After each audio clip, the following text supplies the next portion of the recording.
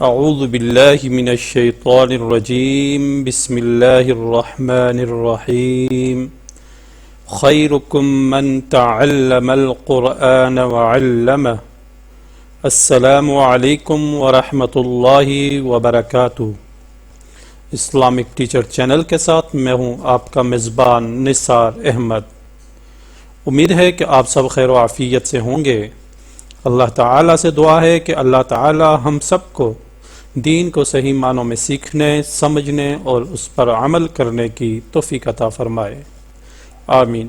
معزز سامعین، انشاءاللہ آج کے سبق میں ہم صفات لازمہ غیر متضادہ کی آخری دو صفات، صفت استطالت اور تقریر کے بارے میں پڑھیں گے، اور ان دو صفتوں کے اندر کون سے حروف پائے جاتے ہیں اور ان حروف کو کس طریقے سے پڑھا جاتا ہے، تو انشاءاللہ آج کے سبق میں ہم یہ سیکھیں گے۔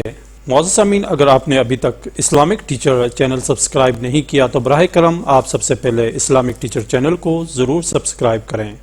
چینل کو سبسکرائب کرنے کے بعد بیل آئیکن پر ضرور کلک کریں تاکہ ہماری ہر روز نئے آنے والی ویڈیو آپ کو یوٹیوب پر آسانی سے نظر آ سکے اور آپ نئے آنے والے سبق میں آسانی سے شامل ہو سکیں۔ سامعین کرام، اس کے علاوہ اگر آپ خود یا آپ اپنے بچوں کو انفرادی طور پر آن لائن قرآن پاک تجوید کے ساتھ پڑھانا چاہتے ہیں تو آپ ہم سے رابطہ کر سکتے ہیں۔ تو آئیے شروع کرتے ہیں آج کا سبق۔ استطالت درازی یعنی دراز ہونا، لمبا ہونا، اور یہ ایک حرف ہے واد، تو یہ صرف اس حرف میں پائی جاتی ہے، واد میں، واد، ٹھیک ہے۔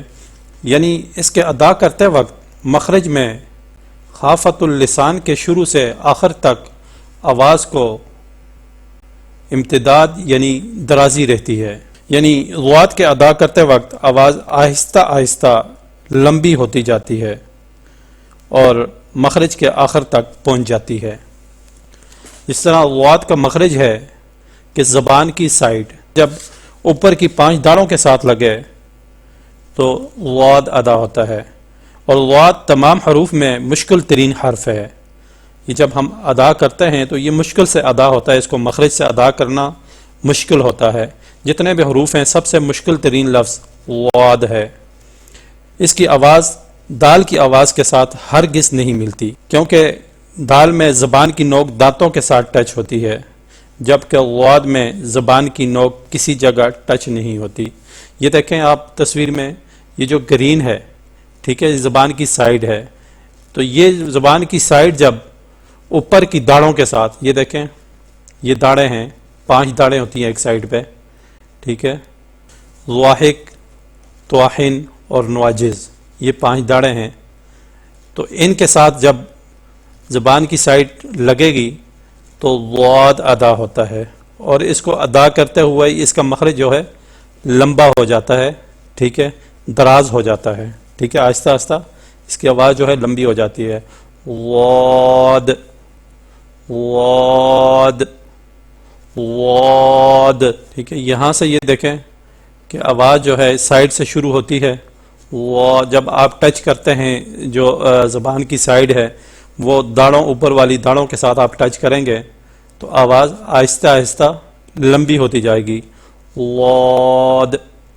واد۔ حالانکہ واد کا جو مخرج ہے وہ مشکل مخرج ہے، یہ مشکل سے ادا ہوتا ہے، واد جو حرف ہے یہ مشکل سے ادا ہوتا ہے، واد، واد، ٹھیک ہے۔ تو اس میں یہ صفت جو ہے استطالت کی وہ صرف واد میں پائی جاتی ہے، جیسے یہ دیکھیں وَلَوْ وَلَوْ وَالِّينَ، فَوْرِبْ، فَوْرِبْ، وَرِبَ، وَرِبَ، جیسے یہ ہے او، او، جو استطالت صفت ہے یہ صرف واد میں پائی جاتی ہے، یعنی جب ہم یہ حرف ادا کریں گے تو ادا کرتے وقت آواز آہستہ آہستہ لمبی ہو جاتی ہے اور مخرج کے آخر تک پہنچتی ہے، ٹھیک ہے۔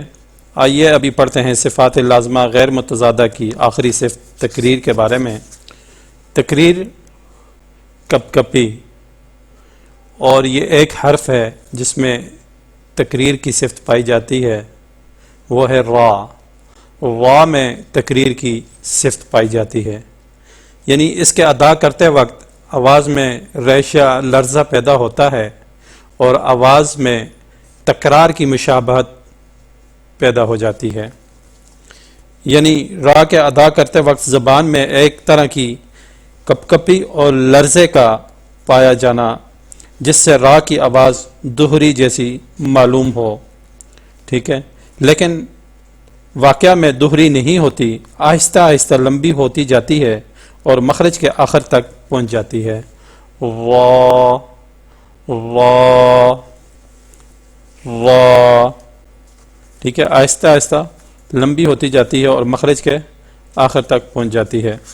جیسے را کا مخرج ہے کہ زبان کی کروٹ سے نوک تک کا حصہ، ماں کچھ پشت، جب زبان ثنایا، رباعی اور انیاب ان تین دانتوں کی مسوڑوں کے سے لگے تو را ادا ہوتا ہے۔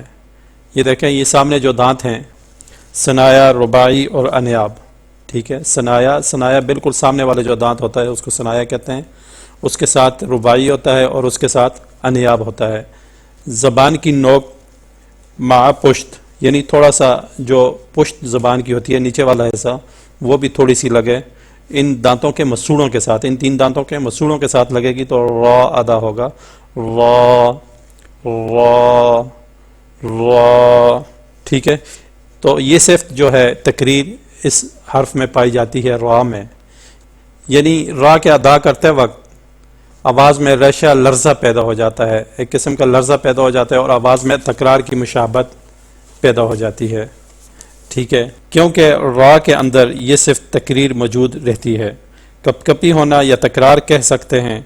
جب ہم یہ حرف پڑھتے ہیں تو اس میں اس طرح پتہ چلتا ہے کہ جیسے اس میں تکرار ہو رہا ہے، جیسے را ار ار ار، جب پڑھیں گے تو را کے اندر کپ کپاہٹ سی ہوتی ہے۔